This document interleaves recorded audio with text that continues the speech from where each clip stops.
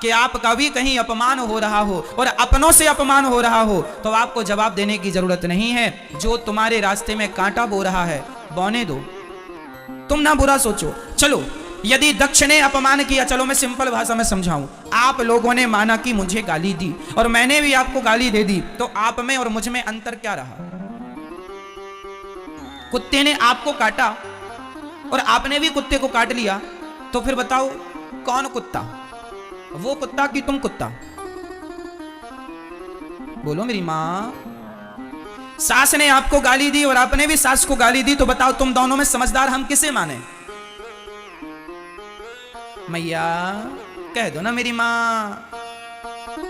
सास ने भी गाली दी और बहू ने भी गाली दी, इन दोनों में समझदार कौन आप बताओ? बोलो मेरी मां कौन? सास समझदार है? ये मैया कह रही है सास समझदार है। सास ने गाली दी और बहू ने भी गाली दी, इसमें दोनों ही मूर्ख हैं। समझदार वो कहलाते हैं जो एक गाली दे और दूसरा चुप रहे। तो जो चुप है वो समझदार है, क्योंकि हमारे यहां सिंपल कहावत है, कुत्तों के मुंह नहीं लगा जाता। जो गाली दे वो कौन भौंकता कौन है? आज सास भौंक रही है तो तुम भी भौंकोगी क्या? आज बहू भौंक रही है, तुम भी भौंक लो। जो भौंक रहा है वो कौन है? कुत्ते के वंशज हैं। भौंकते रहो। अभी तो एक भौंक रहा था, सास ने किया भौं तो बहू ने भी भौं भौं, लो चालू हो गया महाभारत। कौन समझदार इन दोनों में? कोई नहीं। इसलिए हम आपसे कहते हैं अपनी समझदारी का परिचय दो। कोई शंकर जी को गालियां दक्ष ने दी, क्या शंकर जी ने गालियां दी? भगवान कृष्ण को शिशुपाल ने कितनी गालियां दी? बोलो मेरी मां। मैया जी कितनी? 100 गालियां भगवान ने चुप रहकर सुनी कि नहीं?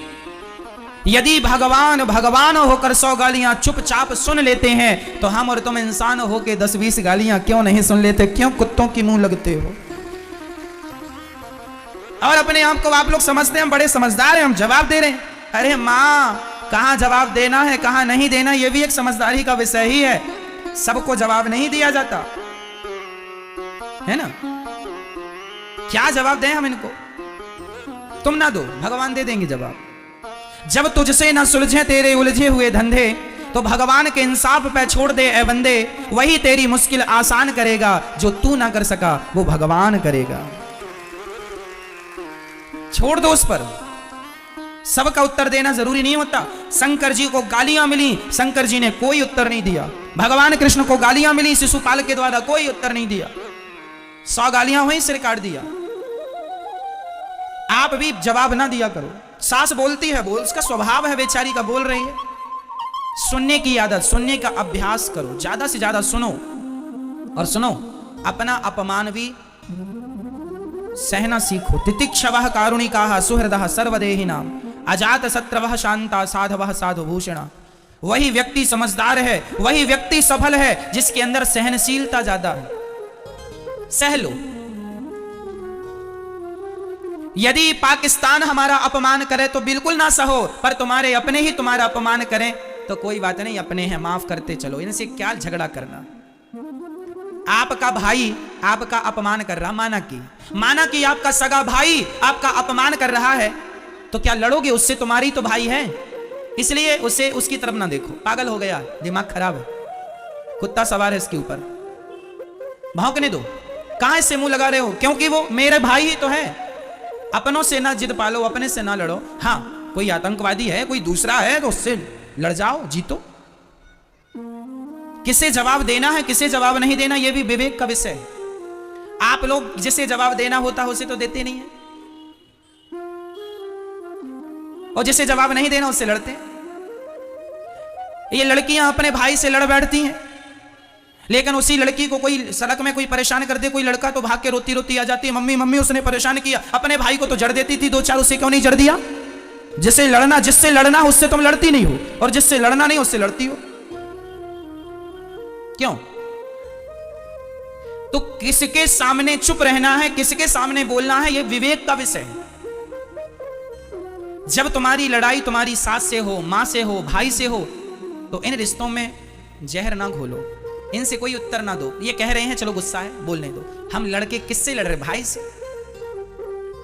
क्या मिल जाएगा भाई से लड़के? इनसे कोई उत्तर नहीं। लड़ना है उनसे लड़िए, लड़ना है भ्रष्टाचार के खिलाफ लड़िए, आवाज उठाइए। लड़ना है किसी के साथ अत्याचार हो, अनाचार गलत हो रहा, उसके पक्ष में खड़े हो जाइए, लड़िए। लेकिन आजकल लोगों को कोई काम नहीं, अपने भाई से लड़ते हैं, अपनी सास से। चलो अब खा लिया, पेट भर गया, चलो अब बहू आओ जरा लड़ लें तुमसे हम, आओ दो दो हाथ की हो जाए। लो चल रही है घर में तू मैं तू मैं चल रही। और इससे भी बच गए तो आज भारत में जातवाद का जहर घोल के लड़ रहे हैं। मैं ब्राह्मण, मैं क्षत्रिय, मैं वैश्य, मैं शूद्र। लो भैया आपस में लड़ो, अब तुम्हारा अन्न कैसे पचे, लड़ो आपस में। लड़ रहे हैं, बुद्धि भ्रष्ट कर रहे हैं। अरे तुम्हारी यूं ही लड़ाइयों का फायदा अंग्रेजों ने, मुगलों ने खूब उठाया है। तुम्हारी आपस की लड़ाइयों का फायदा उठाया। कई 100 साल तक तुम भारतवासियों पर, हम पर राज्य किया इन लोगों ने, केवल इसलिए कि हम लोग केवल लड़ना जानते हैं। हम लोग संगठित रहना तो जानते नहीं कि चारों लोग एक साथ रहें, ब्राह्मण, क्षत्रिय, वैश्य और शूद्र। हम लोग लड़ते हैं जातवाद का जहर घोल करके, एक दूसरे से लड़ जाते हैं। ऐसे ही लड़ो आपस में। कल फिर कोई और आएगा तुम्हारे देश में कब्जा कर लेगा, फिर करना उसकी गुलामी। आदत हो गई है गुलामी करने की तुम्हारी, कभी मुगलों की कभी अंग्रेजों की। अब ऐसी फिर लड़ो, फिर करना किसी की गुलामी। मेरी मां, मेरे नौजवान दोस्तों, जाग जाओ, सबको गले से लगाओ। कोई जातवाद नहीं है। गुर्जर कहता है मैं बड़ा, जाट कहता है मैं बड़ा, ब्राह्मण कहता है मैं बड़ा, क्षत्रिय कहता है मैं बड़ा। वो फलाने गुर्जर और जाट आपस में लड़ जाते हैं। क्यों लड़ते हो? तुम दो थोड़ी हो, तुम एक हो। क्षत्रिय और वैश्य आपस में लड़ जाते हैं, तुम दो हो क्या? अरे ऐसे ही लड़ते रहोगे तो कैसे काम बनेगा? आज बहुत सारे मुसलमान लोग ना हिंदुओं के नाम की फेसबुक में आईडी बना लेते हैं और वो जाट बन गए, अपने आप को जाट बन के गुर्जर को गाली दे दी, एक ने गुर्जर बन के जाट को गाली दे दी। वो है मुसलमान और लड़ा रहे हैं हम सबको, लो आप और हम लड़ रहे हैं अज्ञानवश। खूब ऐसा चलता है। क्षत्रिय लोग ब्राह्मणों को गाली दे देते हैं, ब्राह्मण लोग क्षत्रियों को गाली देते हैं। गाली ना हम तुम्हें देते हैं ना तुम हमें देते हो। तीसरा ही मंथरा। कैकेयी और दशरथ जी में कोई भेद नहीं था, भेद पैदा करने वाली ये मंथरा है। उसी तरह आज भी समाज में कुछ लोग भेद पैदा करने वाले हैं। ऐसे लोगों से अपने आप को बचा के रखना है और आप संगठित रहिएगा। रामचरितमानस में लिखा है, जहां सुमति तहां संपत्ति नाना, जहां कुमति तहां विपत्ति निदाना। जहां संगठन है वहां सब प्रकार की खुशहाली है। जहां झगड़ा है, यदि आपस में हम बिखर गए, ये चार उंगलियां अलग अलग हैं, चारों एक हो जाएंगी, मुट्ठी हो जाएगा, एक मार दो दांत टूट जाएंगे। वो चारों अलग अलग रहेंगी तो कुछ नहीं कर पाओगे आप। इसलिए संगठित। झाड़ू एक होती है ना, कचरे को साफ करती है, पर वही झाड़ू बिखर जाए तो स्वयं कचरा बन जाती है। यदि बिखर गए तो कचरे हो जाओगे। इसलिए मेरी मां, संगठित रहना। बच्चों को कहना आपस में लड़ाई ना किया करें, भेदभाव मिटा दो। ब्राह्मण, क्षत्रिय, वैश्य, शूद्र, हिंदू हम एक हैं। बटो मत, बट जाओगे तो अस्तित्व खतरे में पड़ जाएगा। सब जरूरी है, ज्ञान जरूरी है, विज्ञान जरूरी है, भक्ति जरूरी है, सब जरूरी है, संगठन भी जरूरी है। हम संगठित रहें। हम चार भाई हैं, एक बाप की संतान है। बताओ ब्राह्मण का पिता कौन? ब्राह्मण का पिता कौन? ब्राह्मणोस्य मुखमासीद बाहु राजन्यः कृतः ऊरु तदस्य जदवैश्यः पदभ्यांगुं शूद्रो अजायत। वेद मंत्र है ये। वेद में लिखा है भगवान नारायण के मुख से ब्राह्मण का जन्म हुआ, भगवान नारायण की भुजाओं से क्षत्रिय का जन्म हुआ, भगवान नारायण की जंघा से वैश्य का जन्म हुआ और भगवान नारायण के चरणों से शूद्र का जन्म हुआ। तो चारों के पिता एक ही हुए कि नहीं? पिता कौन है? नारायण। भगवान नारायण से ही ब्राह्मण, क्षत्रिय, वैश्य और शूद्र का जन्म हुआ। जब हम एक ही बाप की संतान हैं तो फिर झगड़ा किस बात का है? हम तो चारों एक ही हुए। गुण कर्म विभागशः, केवल आदमी के गुण कर्म के कारण विभाग हो गए। भगवान ने कह दिया एक पिता के विपुल कुमारा, एक बाप की चार संतानें थी, एक बेटा जरा ज्ञानी था तो बेटे का नाम रख दिया ब्राह्मण। क्या नाम रखा? ये ब्राह्मण है। एक बेटा ज्यादा युद्ध कौशल था, युद्ध में कुशल था, नाम रख दिया क्षत्रिय। एक जरा पैसे पे जरा ध्यान था तो नाम रख दिया वैश्य। और एक बेटे का सेवा में मन था, तीनों का सहयोग करता था, तीनों से प्यार करता था, उसका नाम रख दिया शूद्र। एक्चुअली शूद्र जात नहीं है, ब्राह्मण जात नहीं है, क्षत्रिय कोई जात नहीं है। ये तो हमारे बाप दादों के नाम थे। ब्राह्मण नाम का आदमी था, उसकी जितनी संतान हुई तो ब्राह्मण के नाम से जानी गई। क्षत्रिय नाम के आदमी की जितनी संतानें हुई क्षत्रिय के नाम से। हम लोग एक ही पिता की संतान है, मूल में पिता एक है, नारायण। केवल व्यवस्थाएं बनाने के लिए 4 विभाग किए गए कि ब्राह्मण वेद बचाएंगे, क्षत्रिय अपना देश बचाना, वैश्य पैसा बचाना और शूद्र इन तीनों का सपोर्ट करना। क्यों ये व्यवस्था बनाई? आपके घर में भी बेटी का विवाह होता है तो आप लोग भी व्यवस्था बनाने के लिए किसी को मंडप की सेवा संभाल दे देते हैं, किसी को खाने पीने की सेवा, तुम खाने पीने की संभालना, तुम मंडप की संभालना, तुम बारातियों को नाश्ता पानी की संभालना। भाई व्यवस्था बनाई जाती है कि नहीं? काम सौंपा जाता, तुम ये काम कर लेना। हमारे देश में भी आजकल देखो ना, एक प्रधानमंत्री होते हैं, एक राष्ट्रपति होते हैं, एक खाद्य मंत्री होते हैं, एक गृह मंत्री होते हैं, एक उद्योग मंत्री होते हैं। ये व्यवस्थाएं हैं। उद्योग का काम करना है, उद्योग मंत्री से मिल लो, और दूसरे काम है तो इन मंत्री से मिल लो, उन मंत्री से मिल लो। क्यों भाई? ये व्यवस्थाएं हैं। फलाना मंत्री, फलाना मंत्री, फलाना शिक्षा का संबंध है तो शिक्षा मंत्री से बात करो। पैसे की दिक्कत है, वित्त मंत्री से बात करो। क्यों? ये व्यवस्थाएं हैं। उसी प्रकार भगवान ने व्यवस्थाओं के लिए 4 लोगों को बनाया, ब्राह्मण, क्षत्रिय और वैश्य।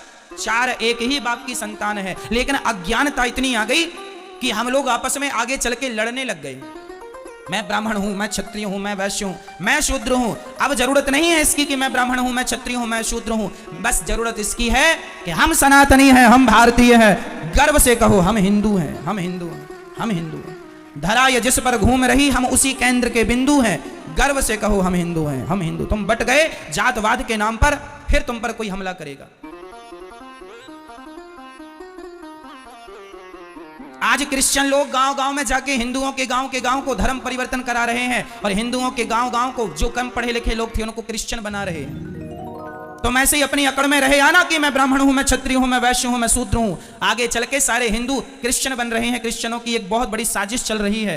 फिर क्या होगा जब सब लोग वही बन जाएंगे? कौन होगा तुम्हारी पक्ष की बात रखने वाला? कौन होगा तुम्हारा पक्ष लेने वाला? सेना भी बड़ी होनी चाहिए, संगठन में बहुत बड़ी ताकत होती है। ये बातें हल्के में ना लेना, नहीं कल को आने वाली पीढ़ी तुम्हें गाली देगी कि तुमने क्या किया। अरे अपने हिंदुओं को बचा लेते कम से कम। अरे समय निकाला करो और अपने उन गरीब लोगों के पास जाकर बैठा करो जिन्हें 2 किलो आटा की जरूरत है, 1 किलो दाल की जरूरत है। जरा सा समाज में सेवा करो, सहयोग करो, सबको भूखे को भोजन कराओ। क्रिश्चियन लोग पैसे दे दे के धर्म परिवर्तन करा रहे हैं, हाँ या ना? और तुम लोग केवल अपनी अकड़ में 20 लाख की गाड़ी लेना है, 50 लाख की गाड़ी लेना है, गाड़ी घोड़े में पैसे लगाओगे। अफगानिस्तान का क्या हुआ? कब्जा कर लिया आतंकवादियों ने, सबकी जमीन जायदाद, गाड़ी घोड़ा रखी रह गई। यदि तुम आपस में बढ़ जाओगे तुम्हारे ऊपर भी ऐसी कोई आके कब्जा कर लेगा, फिर भागते फिरना। इसलिए आज सनातन को बचाने की जरूरत है। चलो हम ये नहीं कहते कि तुम मुसलमानों को हिंदू बनाओ, हम ये नहीं कहते क्रिश्चियनों को हिंदू बनाओ। जो हमारे हिंदू भाई हैं उन्हें तो बचा लो, जो धर्म परिवर्तन करने में लगे हुए हैं उन्हें तो गले लगा लो, उन लोगों को तो हृदय से लगाओ। नहीं तो बहुत नुकसान होगा, और नुकसान सबका होगा। देश गुलाम हुआ, सबका नुकसान हुआ। सब लोग अपने अपने धर्म का प्रचार करते हैं। हिंदू लोगों को अपने धर्म की कोई नहीं पड़ी, कोई नहीं करता प्रचार, कोई नहीं बात करता धर्म की, कोई नहीं बात करता सनातन की, कोई नहीं बात करता राम और कृष्ण की। दया ही नहीं है लोगों के आगे। आज लोग, एक गरीब बाप गांव-गांव में मैंने देखा है साहब, कि गांव का गरीब आदमी गिड़गिड़ाता है, भैया बेटी का विवाह जरा 5000 दे दो। तो गांव का जो धन्ना सेठ होता है ना, वो 5000 देता तो है पर ब्याज लेता है 10%, 15%, 5000 का। अरे उस आदमी को ये तो समझ आए कि पागल, वो गरीब आदमी है, उसके बेटी का विवाह है, 5000 दे दो। बेटी के विवाह में ईश्वर ने तुम्हें देने के लायक बनाया है, दे दो। उस गरीब आदमी से तुम ब्याज वसूलोगे? अरे दे दो 5000, महीने 4 महीने में वापस कर देगा वो। क्या कि तुम 5000 का ब्याज लगाए बैठ गए? कोई लाखों की बात हो तो बात 10-5 में तुम ब्याज लेते हो, कितना पैसा कमा लेते हो इससे? घोर नरक जाओगे। ईश्वर ने तुम्हें धन दिया है, इसका अर्थ ये नहीं कि तुम उसका दुरुपयोग करो। धन दिया है तो इसलिए दिया है कि तुम जरूरतमंदों की सेवा कर सको, दीन दुखियों को गले लगा सको, किसी गरीब आदमी की तुम मदद कर सको।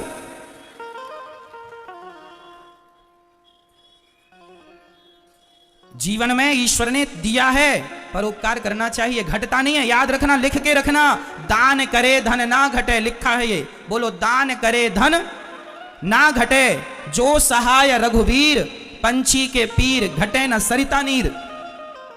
प्यासे को पानी पिलाने से नदी का पानी कम नहीं होता।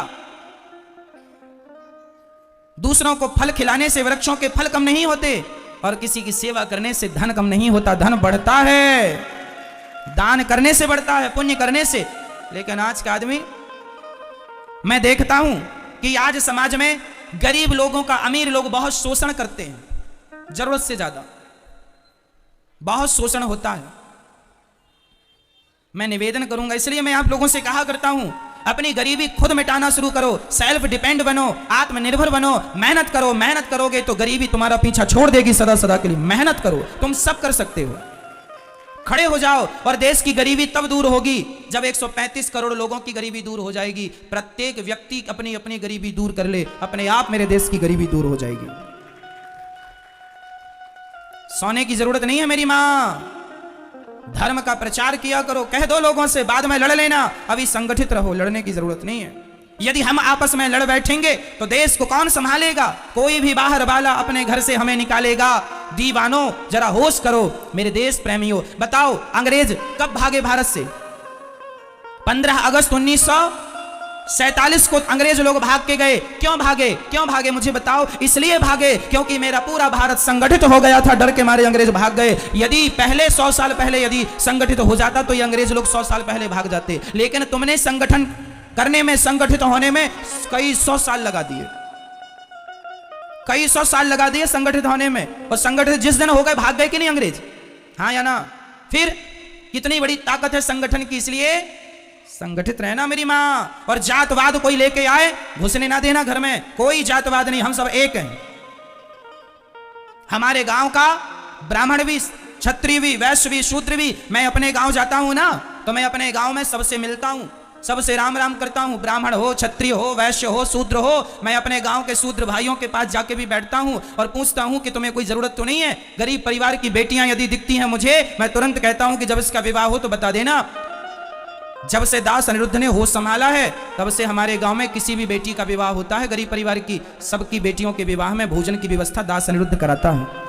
जितने बाराती आएंगे सहयोग हो, यहां से होगा। गरीब हो तुम, मदद करेंगे, ईश्वर ने इस लायक बनाया है, करो।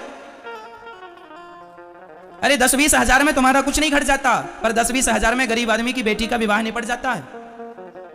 बनाया है तो करो, बांध के ले जाओगे। सभी में बांट कर खाए उसे इंसान कहते हैं। मैं बताता नहीं हूं, न बताने की जरूरत है, पर जीवन में ईश्वर ने योग्य बनाया है तो आपको करना चाहिए। अपना पेट तो पशु पक्षी भी भर लेते हैं, पर सभी में बांट कर खाए उसे इंसान कहते हैं। पराया दर्द अपनाए उसे इंसान कहते हैं।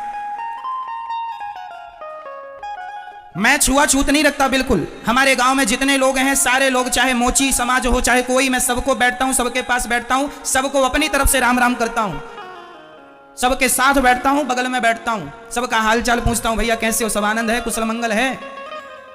सबसे हंसता हूं, सबसे बात करता हूं, सबको गले लगाता हूं। यहां गौरी गोपाल वृद्धाश्रम में भी मेरी वृद्ध माताएं रहती हैं। यहां सब प्रकार की माताएं रहती हैं, ब्राह्मण मैया, क्षत्रिय मैया, वैश्य मैया, शूद्र मैया। आज तक मैंने किसी मां से जात नहीं पूछी कि मां तुम्हारी जात क्या है, मैं केवल सबके पांव दबाता हूं। चाहे मैया कोई भी जात की हो, मुझे क्या करना। मां की जात कोई नहीं होती, मां तो सिर्फ मां होती है।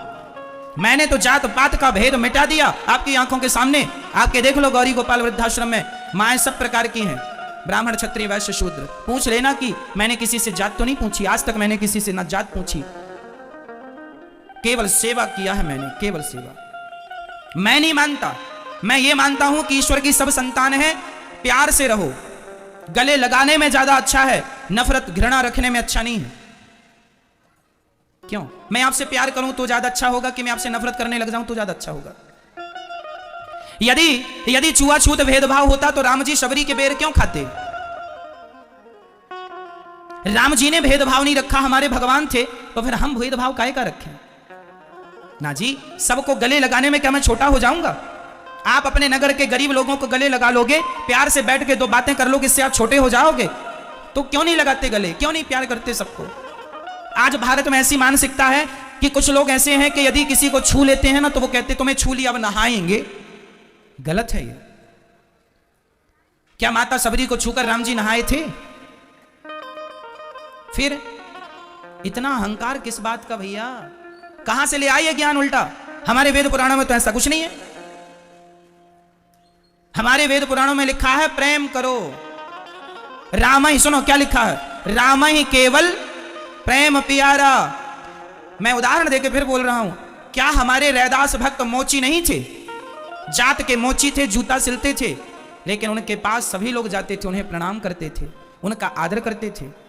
हम ये कहना चाहते हैं कि जिसके अंदर भक्ति है, जिसके अंदर योग्यता है, उसको आप प्रणाम करने में कोई बुराई नहीं है। बाकी सबको गले लगाएं, गले लगाने में भी कोई बुराई नहीं है। राह में आए जो दीन दुखी, सबको गले से लगाते चलो। प्रेम की गंगा मिटा दो ये जहर, बहुत बड़ा नुकसान हो जाएगा मेरे देश का यदि ये जहर बना रहा तो।